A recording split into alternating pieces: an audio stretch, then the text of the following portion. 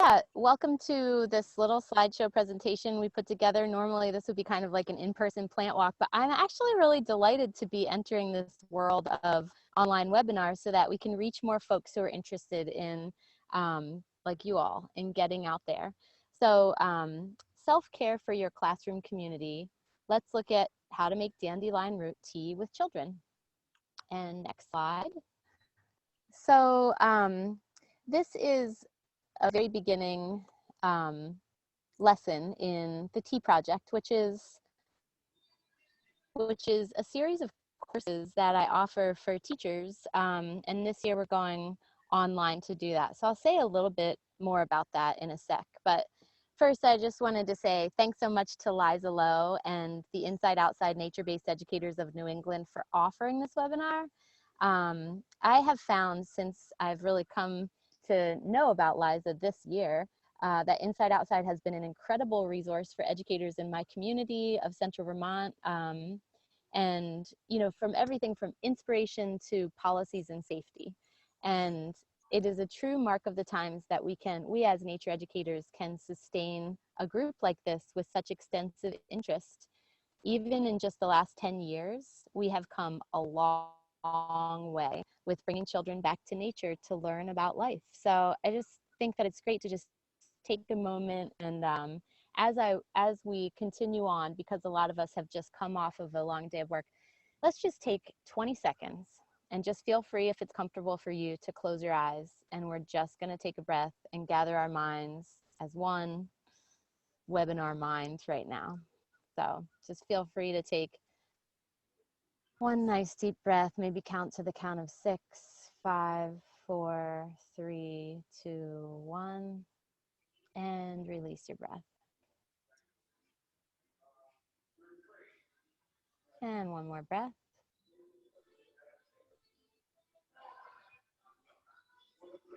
And release your breath.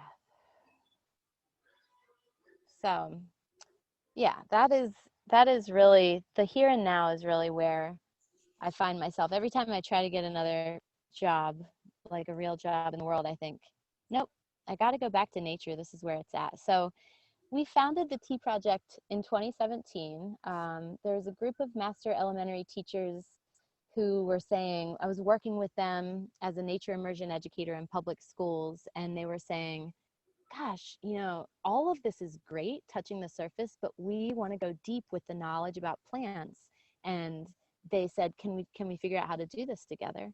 So we just sort of like putzed along through the year and developed a curriculum, and we wanted to just dive into the knowledge of the literacy of the landscape through the plants and trees, and to bring the outdoors indoors and into our bodies during the long New England winters.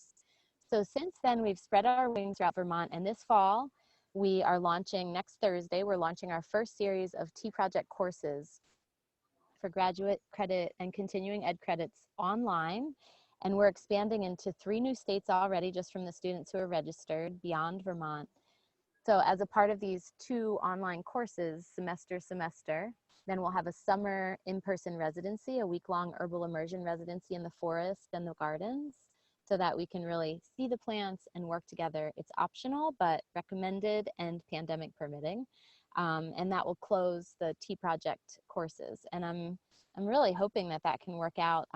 Everyone who's joined the cohort so far is planning to make it. So at the end of this slideshow, I've included a link if you'd like to register, or even if you just want to schedule a phone call with me to talk about what that might look like. We do have a few more spots, and we would love to have a few more folks join in the cohort. I think it's going to have a really big impact to do it online. Yeah, so next slide. So why dandelion? Dandelion is our featured plant today because, first of all, it's a digestive tonic. It helps our digestion improve, and a tonic is something that we can take every single day, and it helps regulate our system. So let's talk about the digestion. In schools, we eat often at least twice a day, and often it's in a pretty, structured amount of time. So we have this sort of like pace to eating. And the dandelion tea can bring our digestion into life. Dandelion has a bitter taste.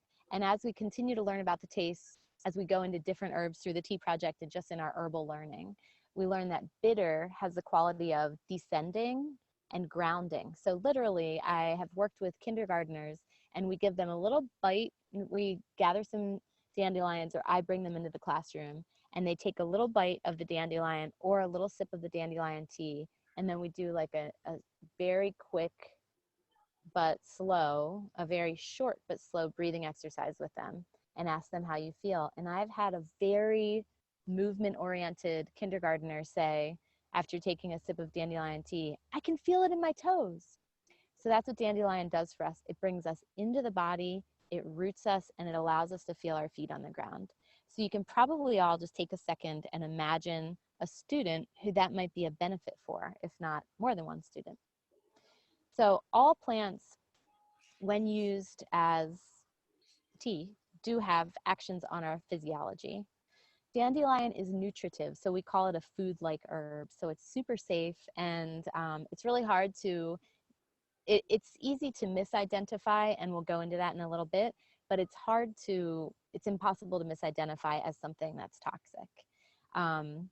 In the fall, you can dig the roots any time of year, but in the fall, the roots are sweeter than in the spring. They still have the bitter quality, but they're sweet, and sweet is nourishing. So we bring that nourishment into the school day, into the classroom, into the outdoor classroom. Also, why dandelion? Well, it looks like it's just some weed to get rid of, right? So what happens if we start to value it? What happens if we start to create equity from dandelion? All right, next slide.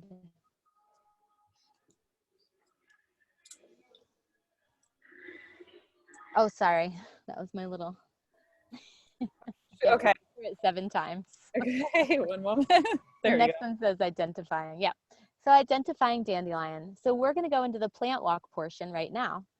So when we try to find dandelion right now in the fall, in Vermont, all we're going to see is the basal rosette. It's possible in California and Virginia and other warmer places that you might have a fall flowering of dandelion already. But what we're looking for is a basal rosette of leaves that sprout from the ground without a stem. When they form a flower, one stalk is sent up from the basal rosette, and that stalk has one flower on it. Now, don't confuse this plant in the spring before the flower comes out with chicory. Chicory and a few other plants that you might confuse dandelion with have fuzz on the leaves. Dandelion has no fuzz. Next slide. All right, so one leaf of dandelion has deeply toothed edges. So you can see almost how those edges of the leaf look like canines, like dog canines, right? Well, there's also a type of leaf edge called a serrated edge, and that's like a serrated knife, and that would be like tiny teeth. But these edges are toothed.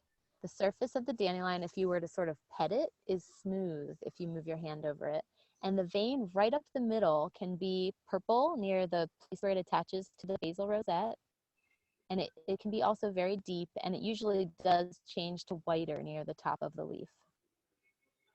So when we learn about the name dandelion, which has a different Latin name of Taraxacum officinale, and officinale just means that it was used by the people in the times when plants were regarded as medicine more readily than they are now, as like really a medicinal variety.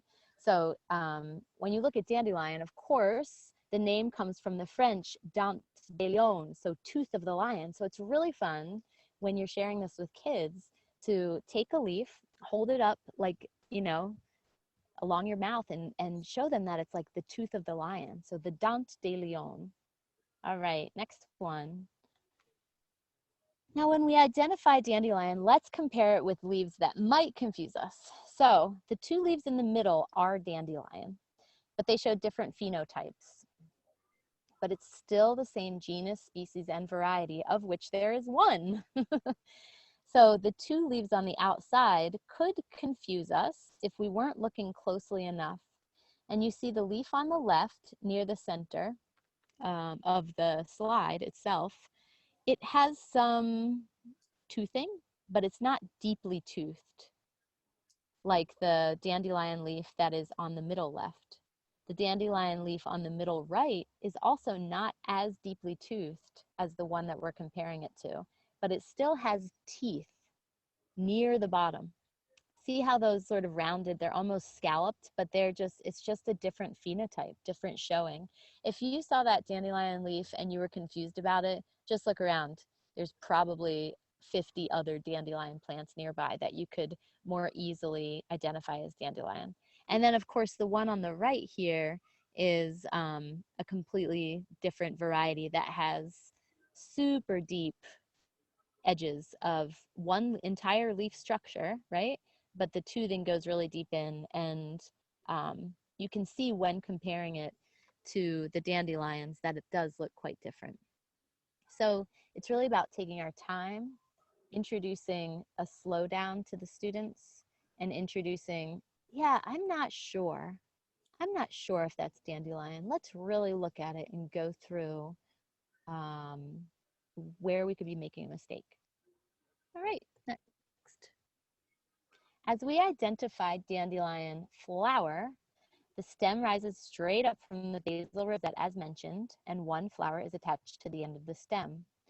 All parts of this plant are edible, which is really exciting, and we won't even get into eating it today. We're just gonna really get into tea.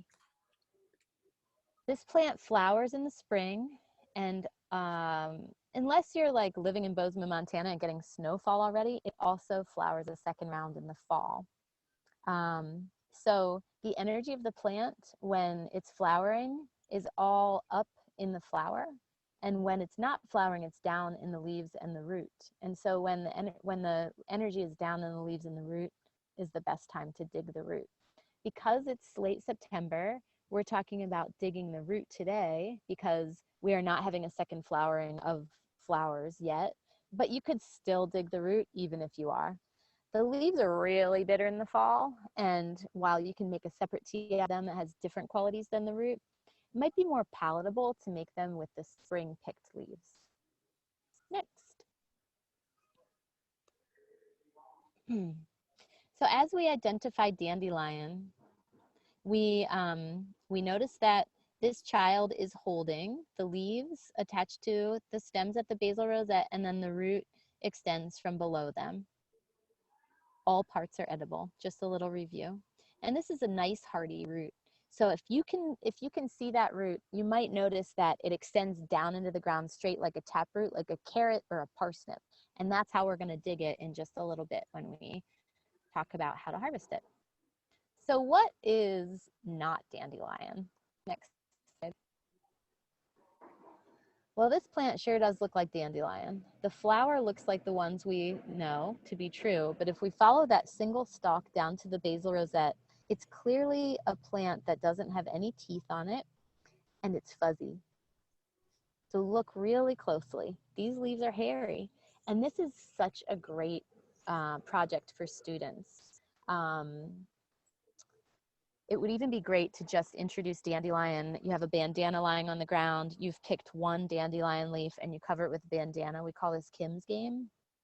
And then you tell the students to gather around, and you're only going to give them 30 seconds to look at what is the surprise under here.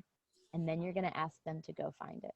And then you reveal the leaf, let them look at it without saying a word, cover it back up and say, you have permission to harvest one leaf that looks just like this and bring it back. And then they get to notice where they were missing out on looking closely. So I love that game for something like this, where you really want to get them into looking closely before you role model harvesting the plant as the teacher. And then you give them a structure, which is something that we really get into over and over again in the tea project. What is our structure for safety and our harvesting guidelines? And the students then know that they have to go through these 6 guidelines in order to be able to have permission from the plant and the people to harvest that plant. Yep, I think I said everything here. But the flowers are tricky. If you're not looking closely, you're thinking that that's dandelion. But this plant is called mouse ears. I don't know anything about it, but I know I have seen it.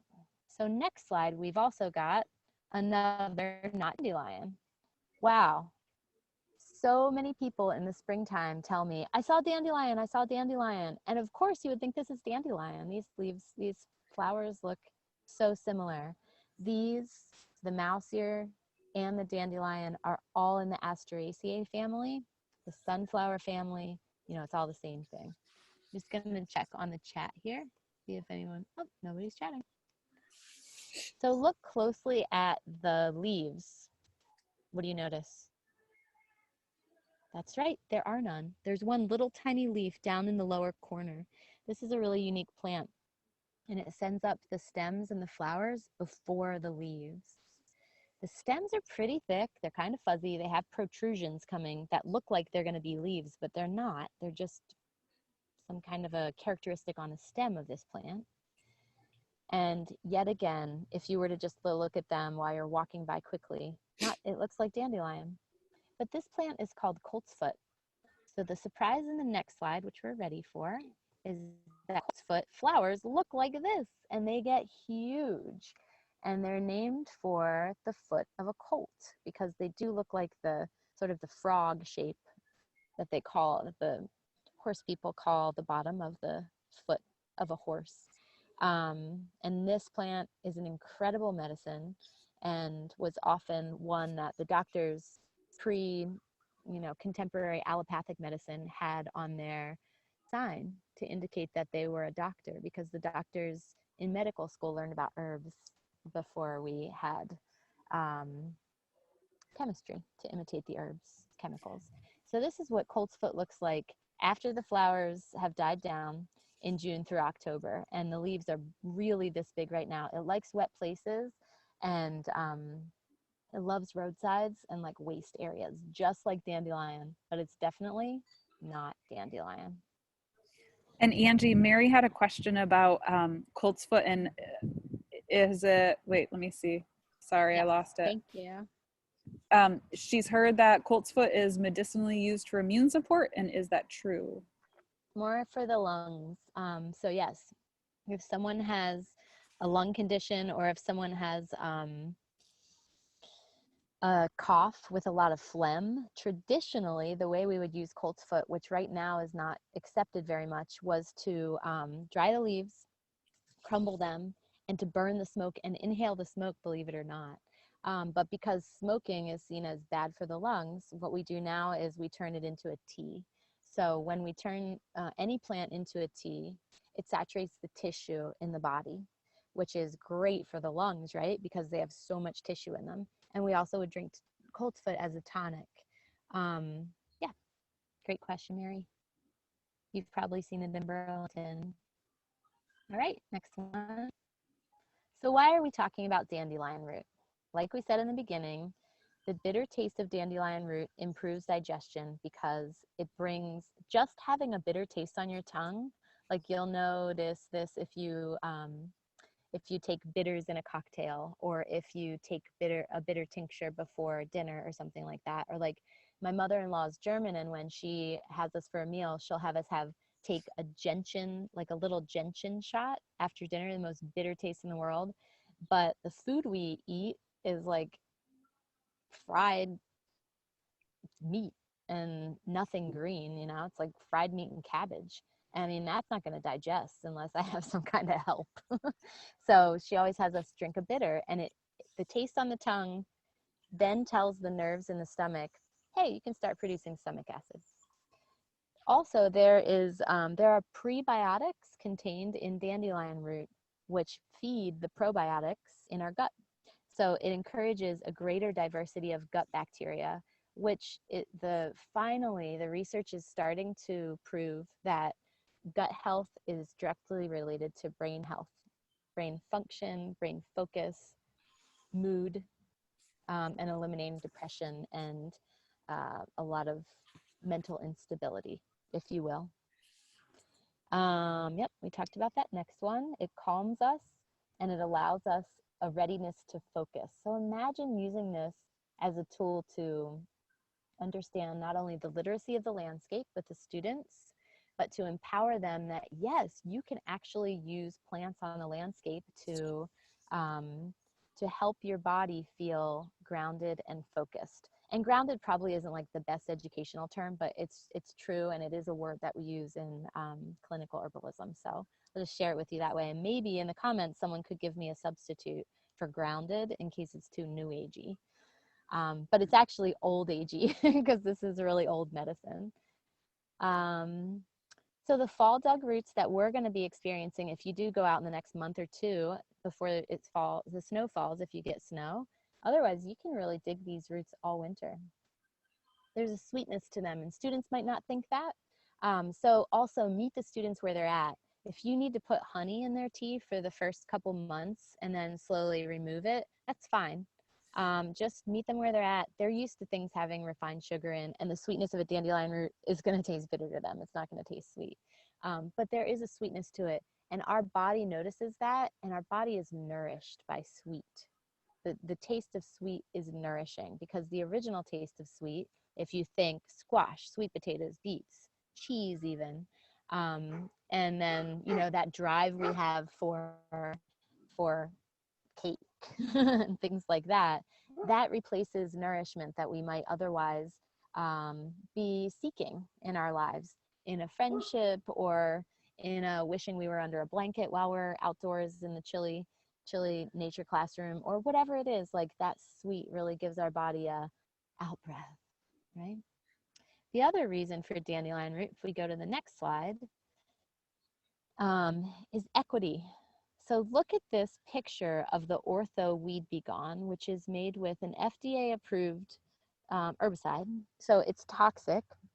It's not for people to ingest, but it's suggested to put on your lawn to eliminate any weeds. But they use dandelion as sort of the role model, the cover girl, if you will. Like, get rid of this thing. What does dandelion have to do with equity? Imagine if we're walking around and we are valuing this very weed that potentially no one has ever valued in the lives of the children that we work with. And we're asking them, well, why would we value this? You know, we're just putting it out there. Well, let's see what kind of relationship we can establish with this. And I do want to just say, like, we don't have enough time to get into it today, but always offer your gratitude to the plants as though they are beings who have equity to us, and always ask permission. So that's something that we can go into in another webinar. We do go into it a lot in the Tea Project. And there's an author whose book is coming back into print. It just made it onto the New York Times bestseller list 6 years after it was first published, called Braiding Sweetgrass, and her name is Robin Wall Kimmerer. She teaches botany at the SUNY schools in New York State, and she's Potawatomi, and she talks about the why of gratitude in her culture and in the next 7 generations. But anyway, what I'm saying is, like, introducing equity means introducing that we're asking the plants if we can harvest them, even if there's a million of them and we regard them as weeds that are annoying. But we're trying to change that and regard them as equivalent to the grass, as equivalent to the cocoa that made the cocoa beans, that made the chocolate ice cream that we're eating, you know, as equivalent to the tomato plant in our garden that grew a delicious tomato. So this is a question for you all. How do we do equity with dandelions? All right, next one. So harvesting dandelion roots, really, here's some things to get you going. You'll want a shovel, and a shovel is sort of angled at like a 30 to 45 degree angle between the handle and the shovel, pointed shovel metal part. So when you do dig down, remember that it's a taproot, and it's really easy to cut off if you dig into it sideways. So you'll want to tip the handle forward so that your shovel is going straight down right next to the dandelion root, and then kind of wiggle it around in the soil.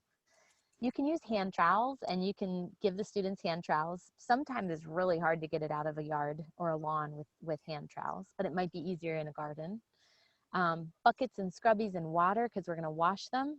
And then when we make tea, it's nice to have a pot with a lid if you're going to put it on your fire outdoors, or if you have a stove, or even if you want to make the tea at home the next morning and bring it in a thermos to school. You'll want a strainer so you can strain out the plant material from the tea, and then the students will need their individual teacups.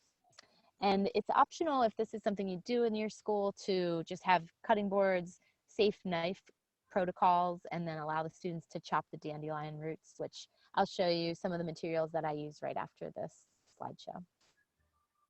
Okay, so next one, whoops. Okay, so this is what happens when we harvest dandelion roots with a trowel sometimes. You can see she used all her energy. She's super focused. They're in a team. And still, you know, as she tries to get it, she rolls backwards. Next one. But they eventually get them out. And we can see he's got a little metal trowel. All the plastic trowels broke when we've tried this. He's got a little metal trowel and they've got a basket just to collect their dandelion roots in. Dirt and everything can go right in there. Next step can happen outdoors. Next slide. And So Angie, yeah. Jim was saying in the chat box that he used to have a particular tool specifically for harvesting, or maybe he wasn't harvesting, maybe he was just getting rid of dandelion. Oh, that's great. Did it have a name? I think, let's see, I think he couldn't remember what the name of it was. I have one called a hori hori, and it's kind of like a big knife, and the kids are always like, I want to use it. So that's a really neat one. If you're going to be harvesting roots, it's a nice one to have. It's a Japanese hand tool that just goes straight down in. So this might look different in times of COVID. It might look like one at a time at the bucket, but it's certainly so sensory oriented and fun and detail oriented, and the students can wash the roots right up to the point where they're ready to make into tea. Next slide. And then we drink the tea and breathe. So we spend a lot more time on this mindfulness piece in the tea project, but basically, so what just happened when we drink the tea and when we're just getting our hands in the dirt is that we bring attention to the gut and attention to the core of the body. And this area is also the center of nonverbal communication receipt. So it's the center that receives nonverbal communication about 3 seconds before our brain receives it because of the nerve communication in our gut. So if we then blow on our tea and take a deep breath, if we take a sip quietly and wait for everyone in our class to take a sip, and then we breathe again, whatever your routine is that you introduce, we are telling our body that we're safe because we're bringing our physiology to a place of rest and digest. The slow breathing practice.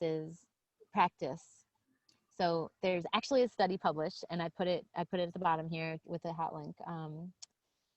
There's actually a study published that shares that slow breathing, which means 6 breaths per minute, which a lot of our ancient songs and chants and different meditation practices, they enable us to do 6 breaths per minute. It's a long breath in and a long breath out. Not only minimizes the sympathetic nervous system activity, which is the fight or flight, but it also appears that it's capable of achieving optimal sympathovagal balance. So what does that mean? The sympathetic nervous system directs the body's involuntary response to danger, and it pushes out a flash flood of hormones and directions to tell the body that it needs to be alert. So, and the vagus nerve goes from the brainstem all the way down. It goes the whole way down the spine to extend out to the body these messages. So what happens when we breathe slowly is that we can achieve optimal balance in that system and enhance our body's reactivity to physical and mental stress with calm. So just by drinking tea and breathing, you don't even have to tell the students, okay, we're going to do our breathing now.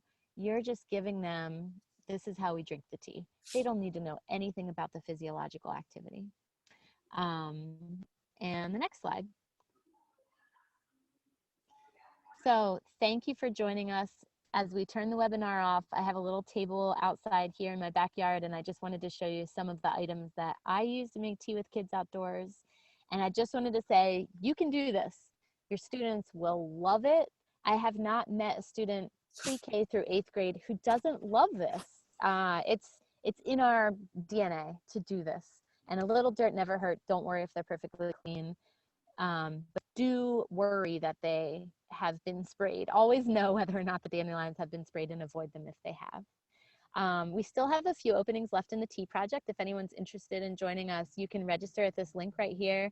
And you can also call me to discuss. I know people have different funding opportunities, so call me to discuss what yours is if you'd like to join, but you're not quite sure how to get the funding. I don't have any extra, but I want everyone to be able to access this really great stuff. This is what I'm passionate about, children and healing and plants. So yeah. And Angie, can you share that link directly in the chat box, because the other folks won't be able to get it from the slide. Sure.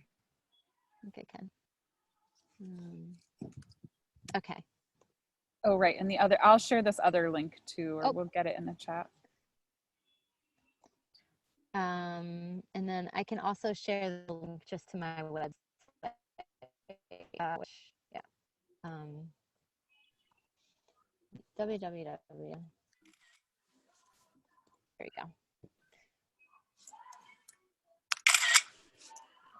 go. So let's see. So we can stop sharing that, and then and shall I stop recording? You can keep recording, because I think if folks look at this later, it might be helpful to see these items that we have. Yeah. Okay. So so just in taking care of the gardens, this is like a giant bowl of dandelion roots that we have, you know, gathered. And I've had them in the fridge for like 3 weeks, and they stay pretty well. And then what I would have for the students, if, you know, chopping is part of your learning, and is just to give them each maybe a root, you know, and a knife, and we're really just kind of chopping it sort of fine, you know, like you'd chop something. A lot of you probably have those nice rocker knives sort of that they sell for the Montessori or Waldorf programs. Those are great. And this is also just like edible. You can just nibble on this and eat it. And you notice with the dandelion root that they are taprooty. I mean, they're not perfect like carrots, because you don't generally cultivate them, but they do go straight down, generally speaking. So you can have little contests to see, hey, who's got the longest dandelion? And then this is what we take, and we put about 3 to 6 tablespoons of the fresh chopped root. Today we're just talking about fresh. You can also dry it, and that is a process I'm sure you can find online. 3 to 6 tablespoons to 1 quart of water. And then I have my tea here and you're gonna simmer it. And when you simmer roots or seeds or bark, that's called a decoction. And so I have that right here. And the only thing about the decoction is that then it needs to go in something to strain it, right?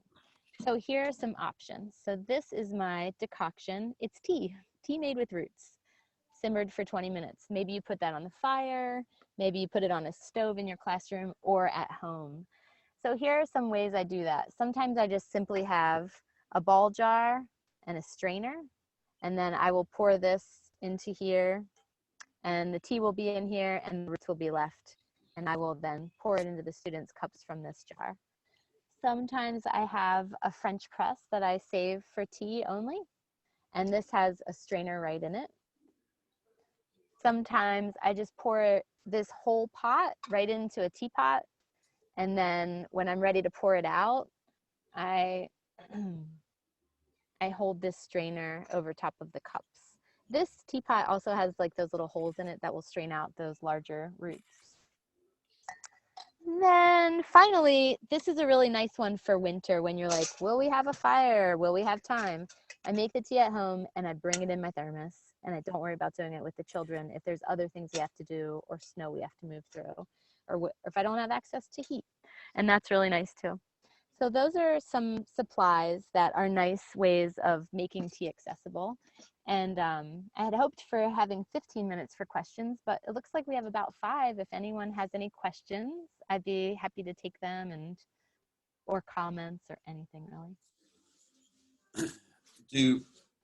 So do most kids, am I muted?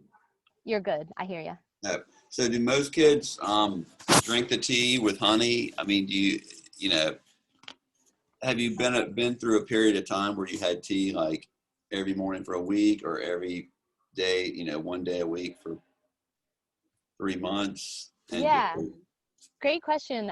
It's up to the teacher. So really, like I would say, I have one preschool instructor, and she has been very consistent with tea, and she just puts a tiny bit of honey in the beginning, and the children say yes or no, but they drink the tea every day for a month. So eventually, they're probably going to say, maybe I am kind of curious, and maybe for the month of Dandelion Root, she keeps honey in it the whole time, but that's September, and by the time they get to January, maybe they're having lemon balm tea, and she doesn't put any more honey in, and the kids are used to the routine and not intimidated by it. mm-hmm. So it's really about all those factors. Some kids, you know, it's like a stretch to just, they've never had tea, you know, or to have tea that's not made from a tea bag or something like that.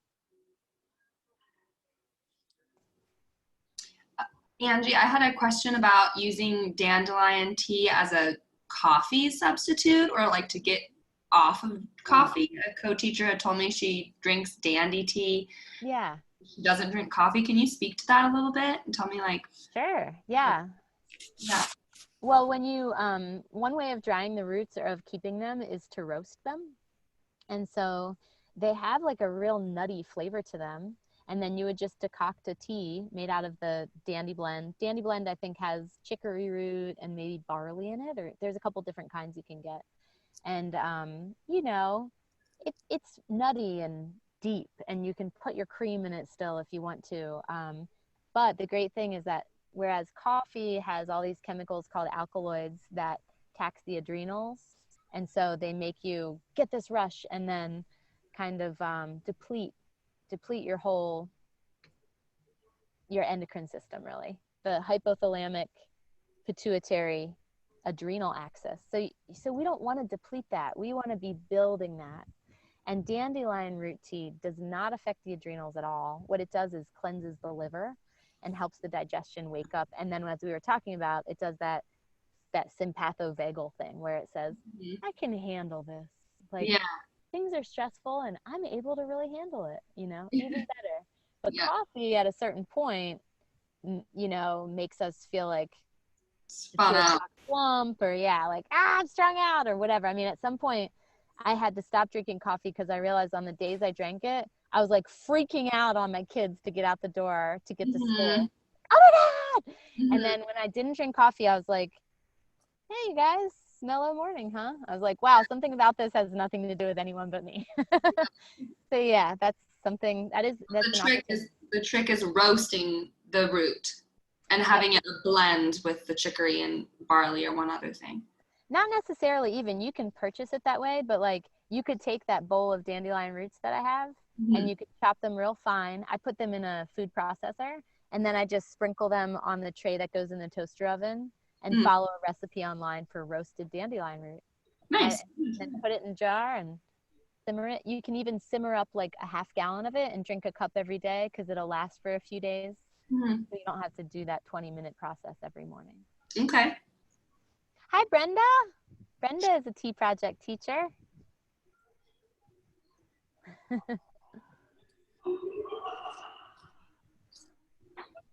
Great questions. It looks like we're at 5:15, but we can finish with one more thing. Jim, you have another question?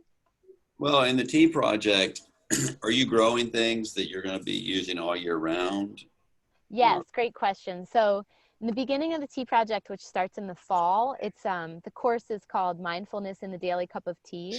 So, and then the second semester in the spring, it's called Designing and Planting and Implementing a Sustainable Herb Garden. So they're two different parts that create the whole piece. So we're learning how to identify wild plants mostly in the fall. And then the teachers who participate in the Tea Project receive materials.